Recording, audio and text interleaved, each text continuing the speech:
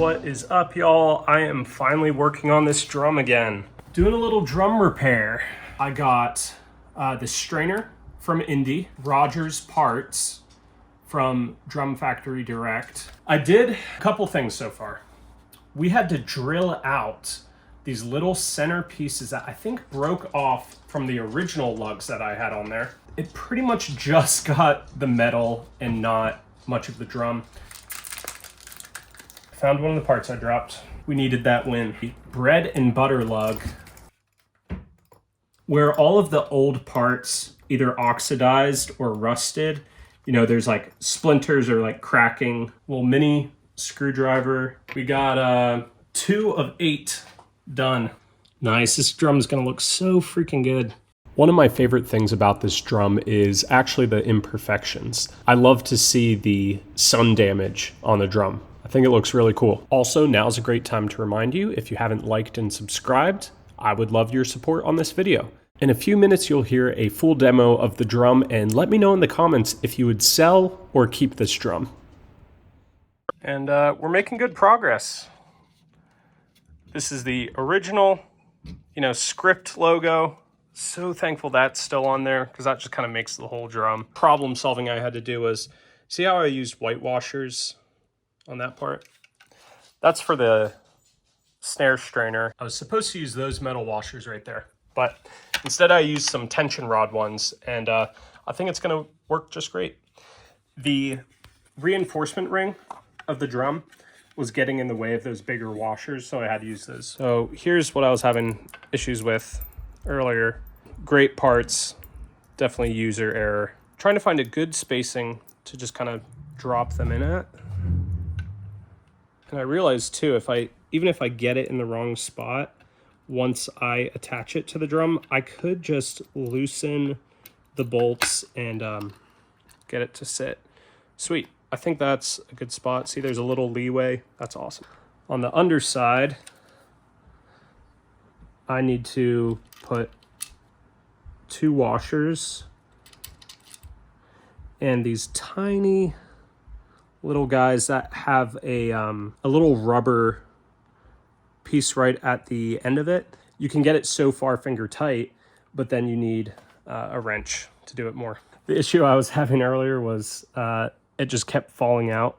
So you kind of need 3 hands almost. I have a good feeling about this.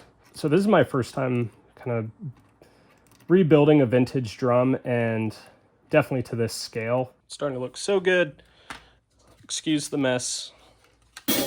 Nice, good job, Aaron. Nice, good job again.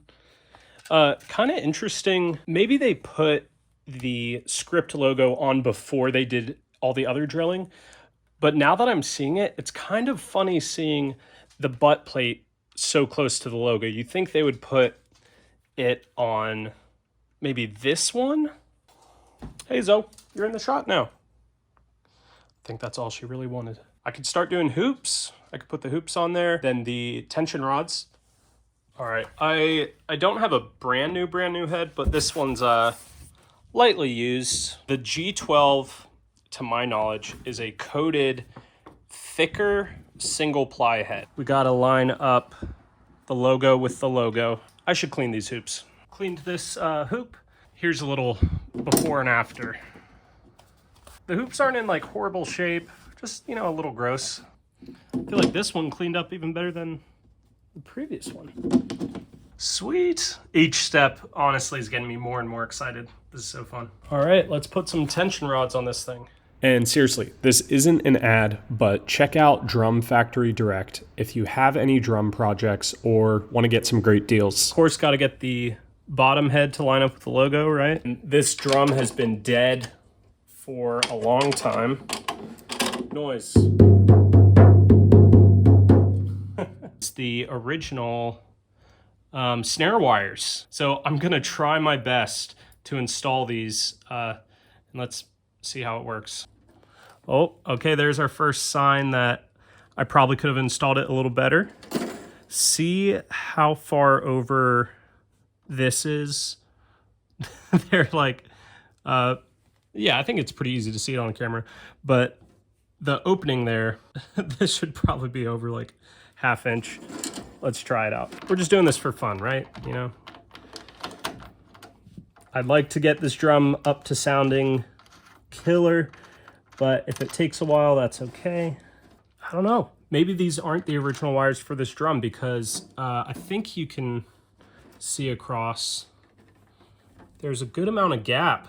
I feel like they probably are. I feel like I've seen this where it doesn't go the full width of the drum. I don't know. So this part of installing a drum, I feel like is always pretty tricky.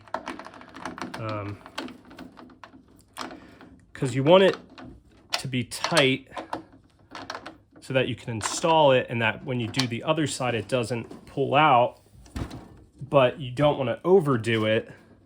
Yeah, because check that out. That's not gonna reach.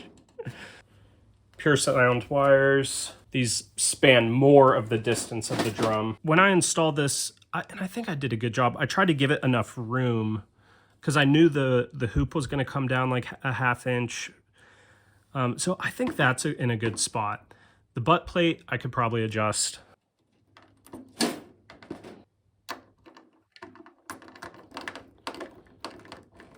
And this might take me a couple tries to get the tension right.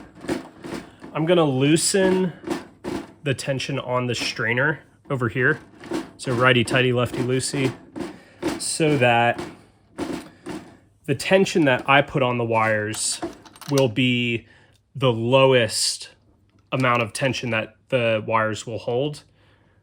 Once I, flip the drum over, I'm gonna have a lot more headroom to put more tension on the wires and get it tighter to the drum. So yeah, the strainer is loose, but I'm gonna try this first attempt. And look how out of line that is. We'll try it. We'll probably fix it later. So yeah, wires are loose. Yeah, not a horrible first attempt. So that is like completely off. So that's a good sign. Because you did it too tight if when the snare strainer